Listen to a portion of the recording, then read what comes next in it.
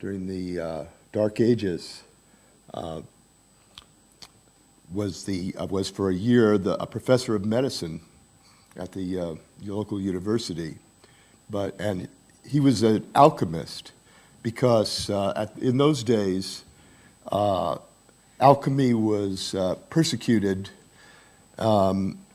He kept his real search hidden, and his search was for the philosopher's stone, which was, they would say, was to change matter into spirit.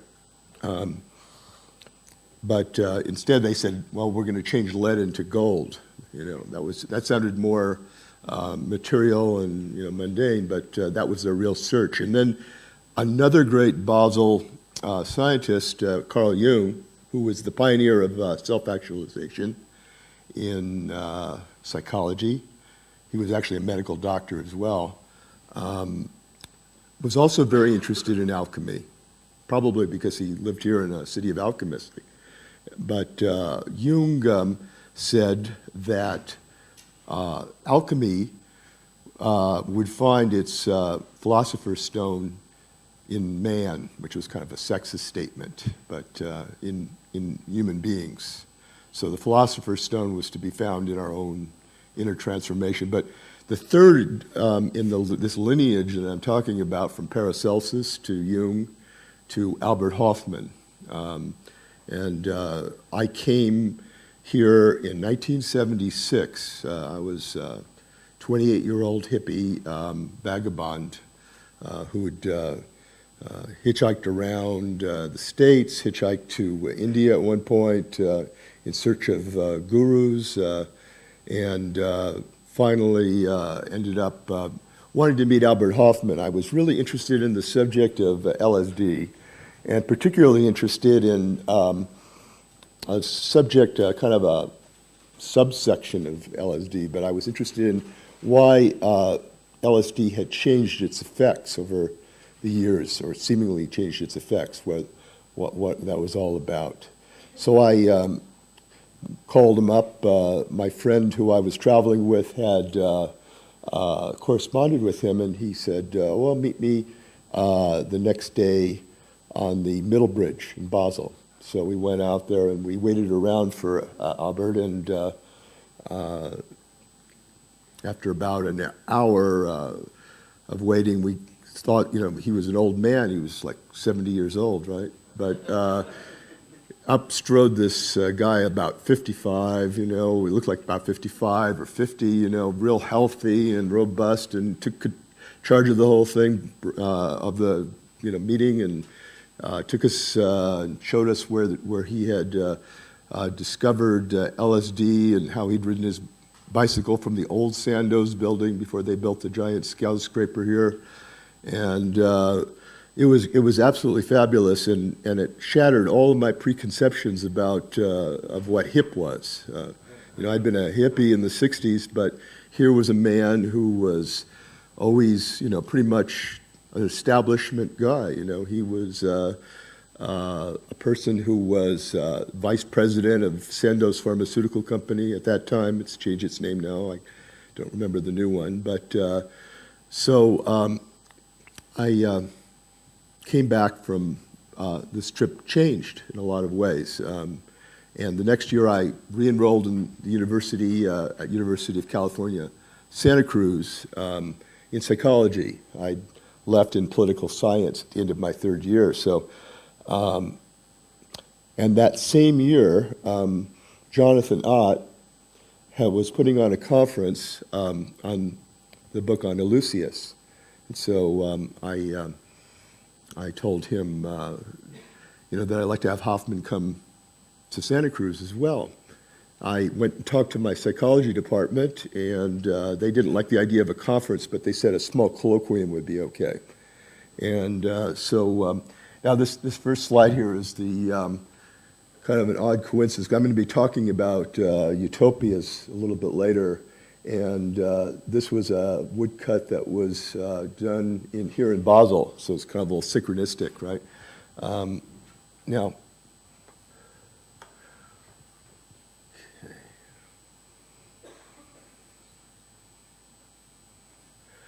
Now, so the next year, let me, get rid of the notes. No, I don't want to slideshow it because it's going to just go on automatic. Here we go. So the next year we brought him to Santa Cruz, and my friend Peter Stafford made these posters. Peter Stafford is the author of Psychedelics Encyclopedia, and he printed up these posters and put them up all over Santa Cruz, and this was a free event. So I had a chance to show Hofmann around, picked him up in San Francisco and brought him down to Santa Cruz, and we had a big dinner. We had Allen Ginsberg, Sasha Shulgin was there, Ralph Metzner, Timothy Leary, and Baba Ram Dass, or Richard Alpert. And they were all sitting at the table, and Hofmann got up and he said, I am the grandfather of LSD, and you are all my children.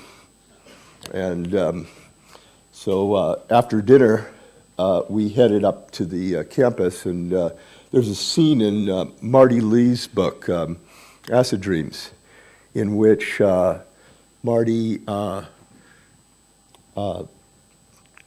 has the scene of when I drove up Hofmann up to the campus, and all of a sudden everything was just blocked off. Now, the event was scheduled in an auditorium which held about 550 people, and it was all glass around the outside of it, but like 5,000 people showed up.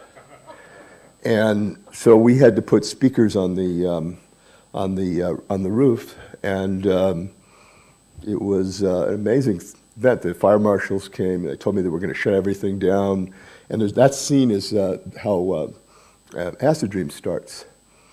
So from that point, for putting that conference on, we became kind of like a beacon, of putting out this information about psychedelics because of what had happened 10 years earlier in the 60s.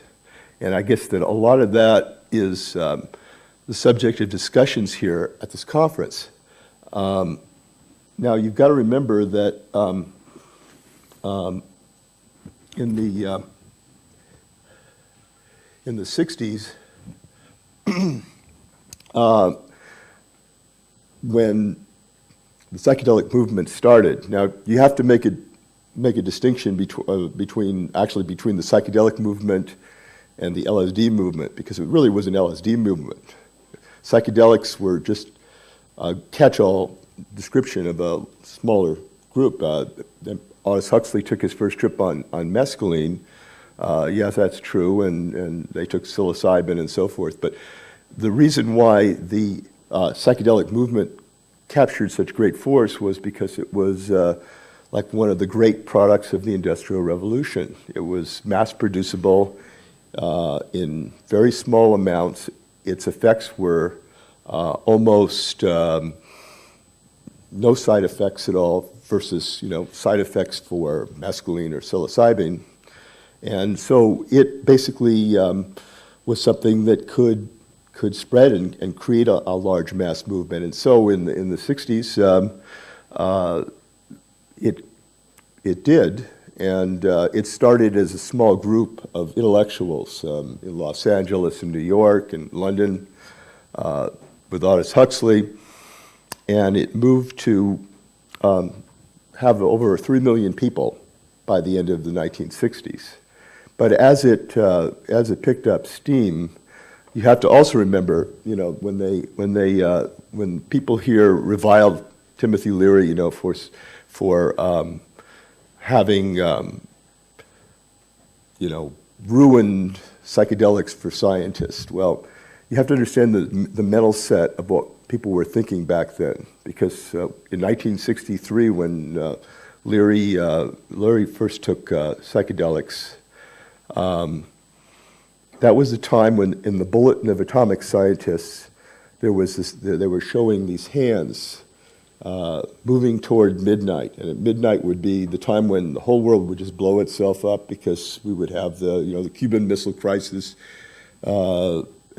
And when people took psychedelics, they would feel like, wow, this was the thing that could maybe save, the species. And so, for instance, when Allen Ginsberg, the poet, was first given LSD, he tried to call up Nikita Khrushchev, who was, premier of Russia at that time, and Kennedy, and try to put them in touch with each other. Of course, he couldn't get them online, but when he came down, he realized it was a little bit silly, but this was the kind of mentality that people had. They had this idea that if we could affect enough people with LSD, that it would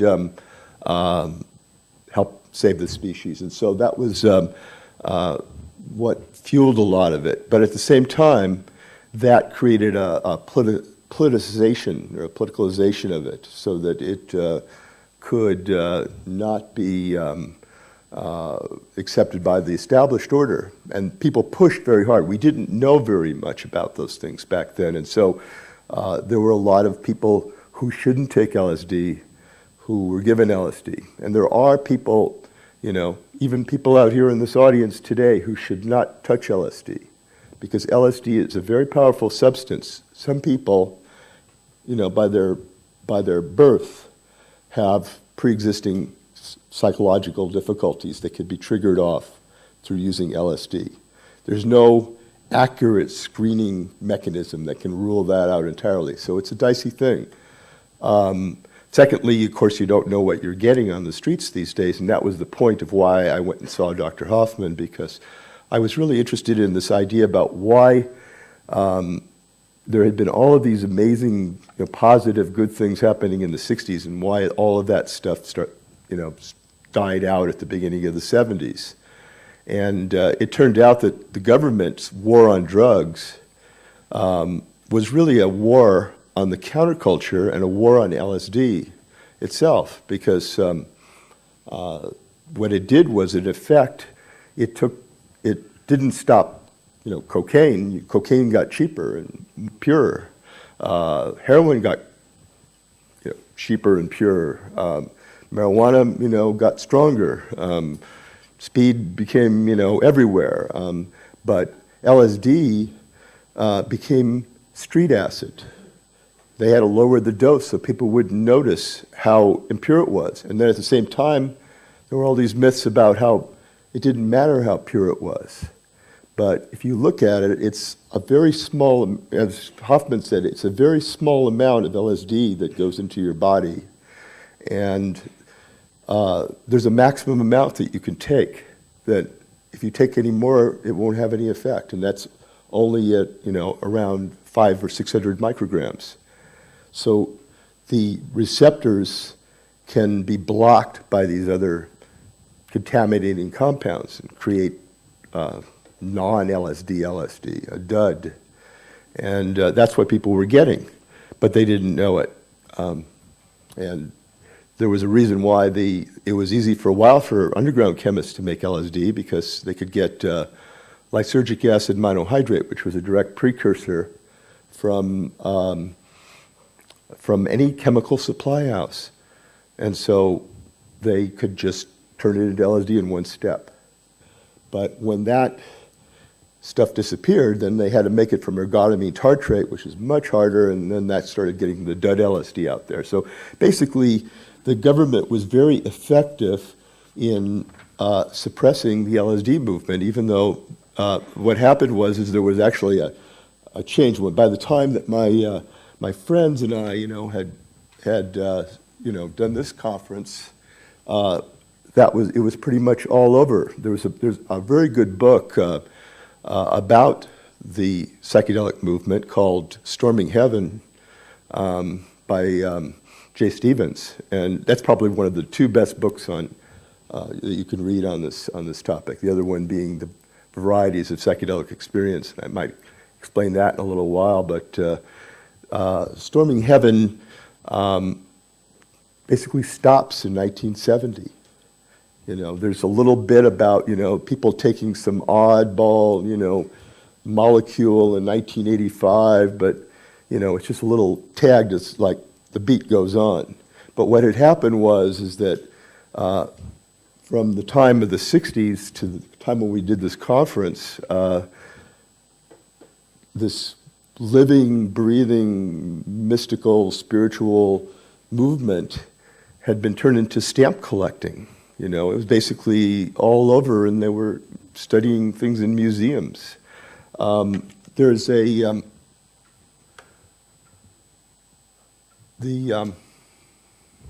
actually the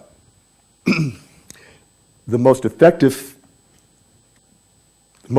thing that psychedelics did was they triggered great ideas in highly creative, self-actualized individuals who were very stable and produced new memes, new visions. So the 60s were all about producing new memes. You know, the Beatles, John Lennon, you know, putting out these images of love, all you need is love, peace, and these kinds of things. And the Aldous Huxleys. But there was also, of course, you know, research, psychotherapeutic potential of psychedelics in the 60s, which stopped in 1966. It showed that there was therapeutic potential. But when we think about, you know, when some of the scientists say, oh, well, I'd really like to go back to that time, you know, now that those crazy people aren't around anymore, we'll go back to the science phase again. But the most effective thing about with psychedelics is what it does to people, and what people's, you know, how it changes people's ideas, how it makes them more creative, how they change their behaviors. And the people who had the most effect were the people who were the most creative and could transmit that energy. So LSD isn't only for the sick. You know, it's not only for people with terminal cancer, it's for people who can maybe find an alternative to the things that are going down now in society. And that's now,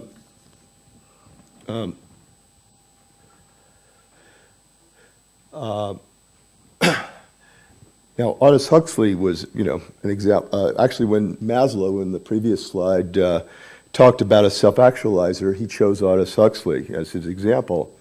Huxley was a good example of it. Huxley was a conservative guy compared to Timothy Leary, and people, you know, but even Huxley back in the 60s was urging that people take psychedelics. I'll read you a quote from a speech that he gave in Copenhagen shortly before his death in 1963. He said, "How should the psychedelics be administered? Under what conditions? With what kind of preparation and follow-up? These are the questions that must be answered empirically. By large-scale experiment, man's collective mind has a high degree of viscosity and flows from one position to another with a reluctant deliberation of an ebbing tide of sludge. But in a world of explosive population increase, of headlong technological advance, and of militant nationalism, sounds like these days actually a little bit, doesn't it? The time at our disposal is strictly limited. We must discover very soon new energy sources for overcoming our society's psychological inertia, better solvents for liquefying the sludgy stickiness of an anachronistic state of mind. On the verbal level, an education in the nature and limitations, the uses and abuses of language, and the wordless level of education in mental silence and pure receptivity. And finally, through the use of, and they thought it back then, harmless psychedelics, a course of chemically triggered conversion experiences or ecstasies. These, I believe, will provide all the sources of mental energy, all the solvents of conceptual sludge that an individual requires. With their aid, he should be able to adapt himself selectively to his culture, rejecting its evil, stupidities, and irrelevancies, gratefully accepting all of its treasures of accumulated knowledge of rationality, human-heartedness, and practical wisdom.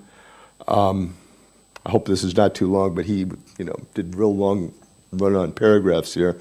If the number of such individuals is sufficiently great, if their quality is sufficiently high, they may be able to pass from discriminating acceptance of their culture to discriminating challenge and reform.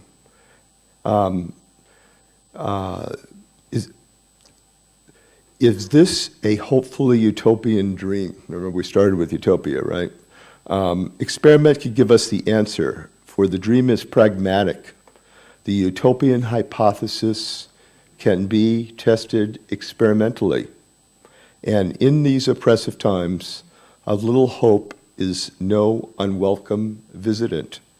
So in those next 10 years, after Huxley wrote those words in 1963, the world did take that kind of experiment, and we found some things, we learned a lot of things. One of them is that psychedelics weren't as harmless as we thought they were. Like I said before, some people should never take them. Even people with very sturdy minds can occasionally have a difficult time with them. But we saw in that process also quite a bit of revelation and new ideas. The 60s was a breakthrough time. It was the time of the counterculture. Now, like I said before, LSD, the LSD movement wasn't the psychedelic movement, isn't the entheogen movement. LSD is not psychedelics.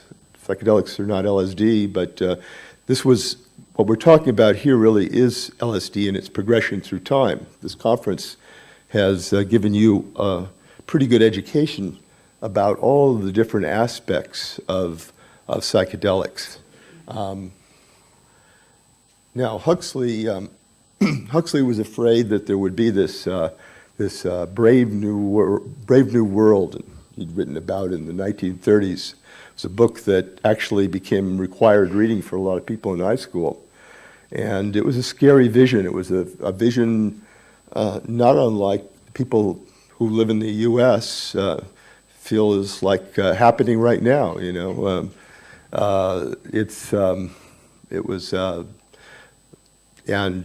When I asked Laura Huxley in an interview that I did with her in 1993, I asked her, would artists, now this is Ireland, by the way, this the Temple of Shiva from Ireland, but Huxley wrote another book called Ireland, which was his antidote to Brave New World. At the Huxley centennial, his 100th birthday, Richard Alpert gave a 3-hour talk on Brave New World or Ireland, which way shall we go? Because in Ireland, Huxley was looking for a way of avoiding the over regimentation, the manipulation of people that something like Brave New World would entail. And so what he did was he took a lot of new ideas, sampled from the scope of memes that was available, and put together, a working hypothesis for how we might live together. But of course, it wasn't a tested hypothesis. And this is the Shiva temple where they would have rituals in the island, which was a mythical island in the South Pacific, which was started by an Indian guru and an English medical doctor named Dr. Roberts, and who I guess that was the guy that the Beatles sang about later on, right? And they came up with this idea of like kind of a combination of the Eastern, Hinduist, Buddhist, Taoist ideas and Western Western thought. And they would have at these Shiva temples, they would have the rites of initiation into adulthood. Psychedelics were used, but they were used moderately. There was something in the novel called moksha medicine. Moksha means enlightenment, and so it was an enlightenment medicine. It seemed like it was like very much similar to psilocybin mushrooms. But in that book, he hoped to at least propose how we might go a different route.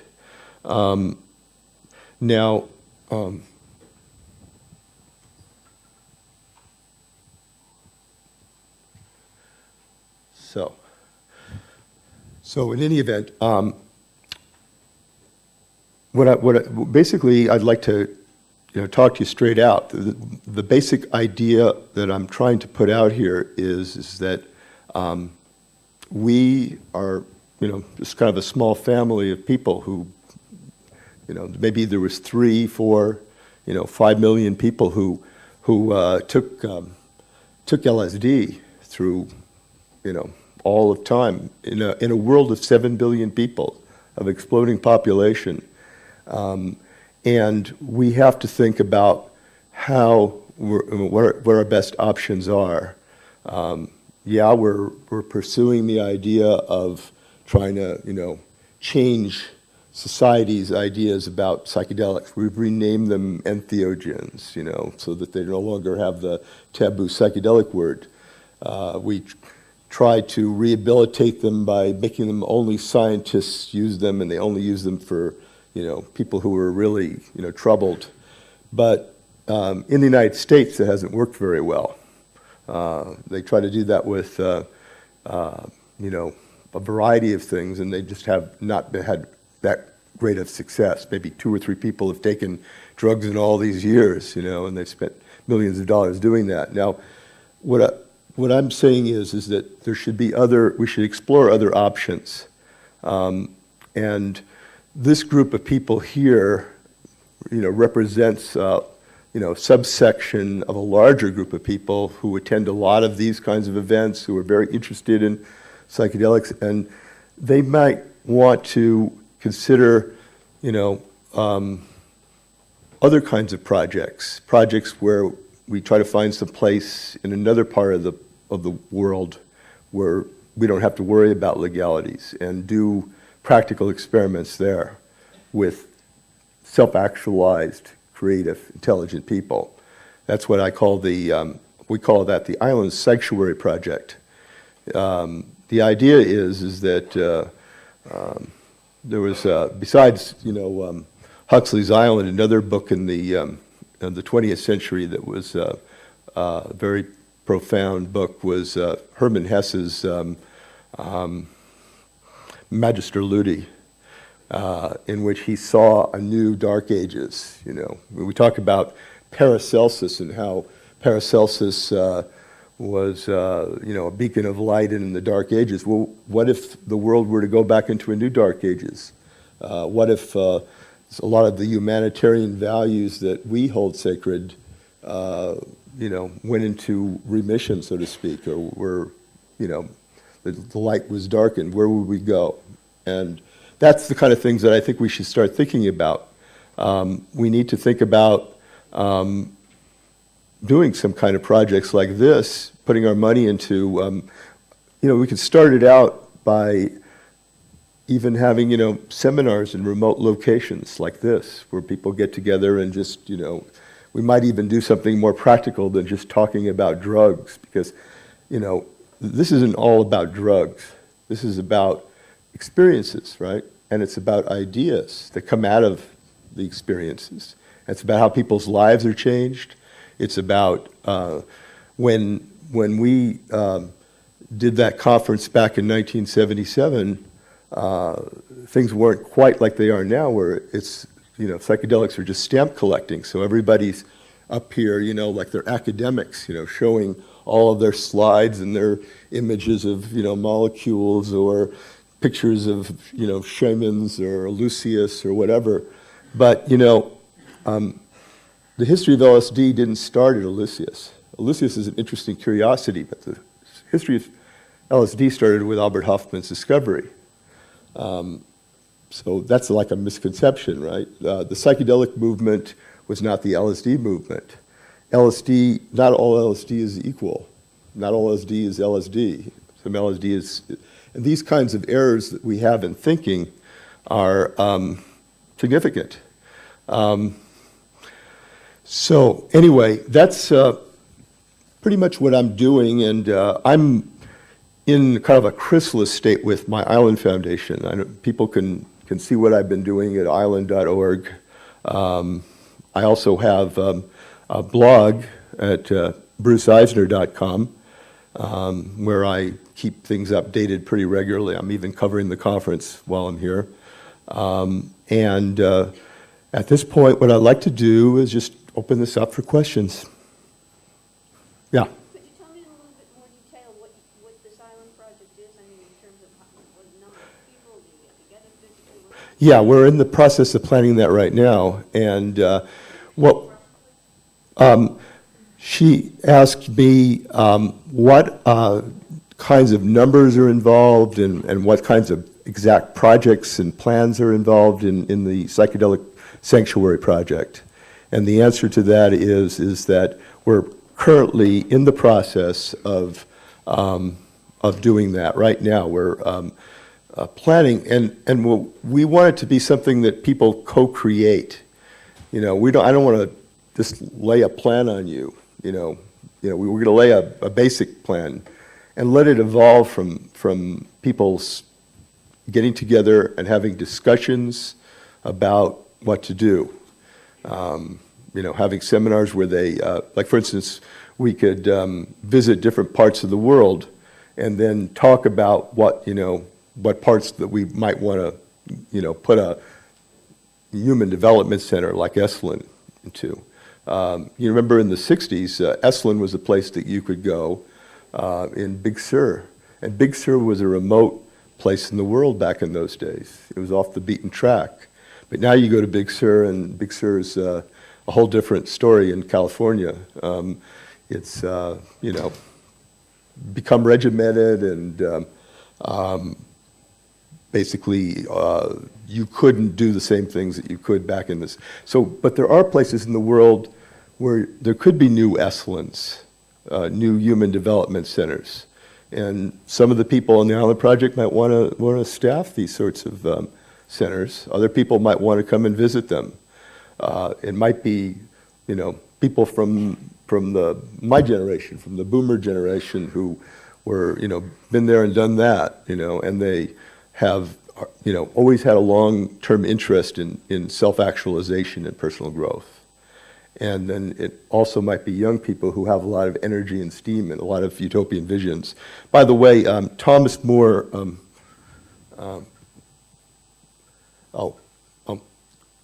Thomas More came up with the word utopia, which means no place.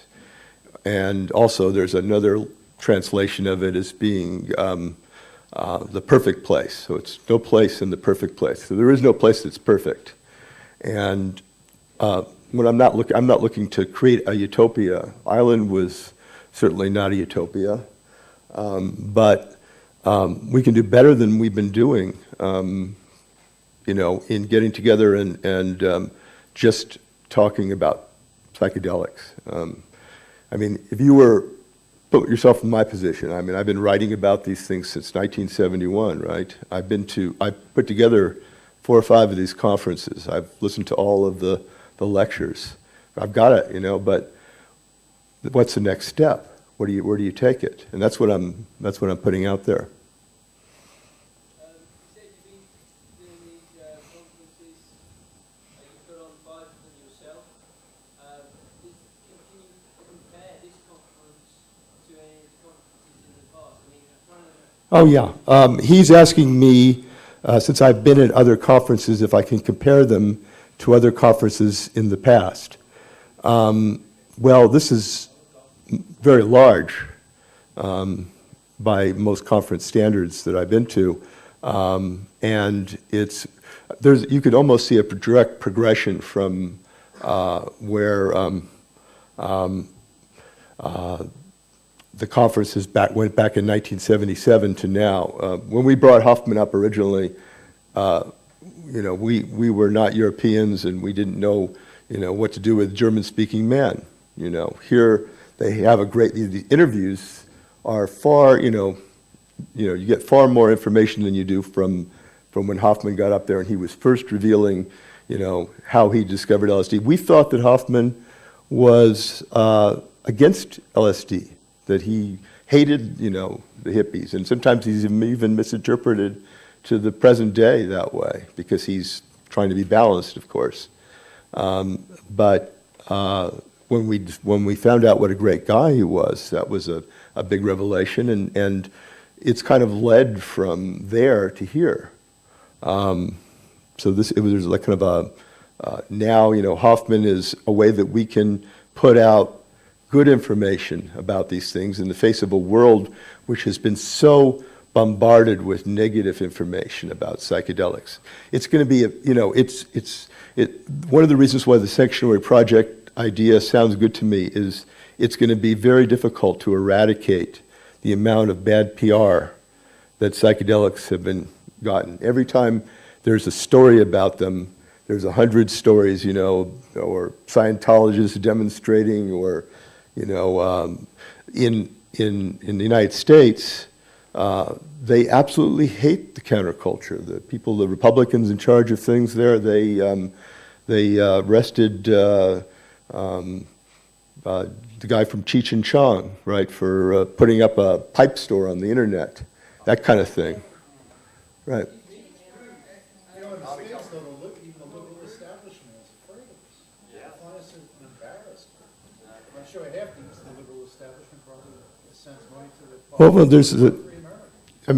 we're not going to be able, I don't think that we're going to be able, our target audience as a marketing person is not to try to reach the masses. Great, we put out some good positive PR here, but that's not, going to do it. What we really need to do is think about how we can get psychedelics into the hands of very highly creative people who can produce, great works and new memes. Because memes compete for each other. I don't know if anybody here has read this book, The Meme Machine, by Susan Blackmore. But she explains it very well. Memes are all competing for, how they can occupy, some space in our brain. And, the best memes win. And the way that we can, produce new memes is by getting together people and creating a meme incubation place where that can be done. Oh, I didn't know. Nobody stopped me. We have the shortest space between us of any of the... Nobody told me anything. They didn't stop me. But this is Myron Stolaroff. Everybody give him a big hand.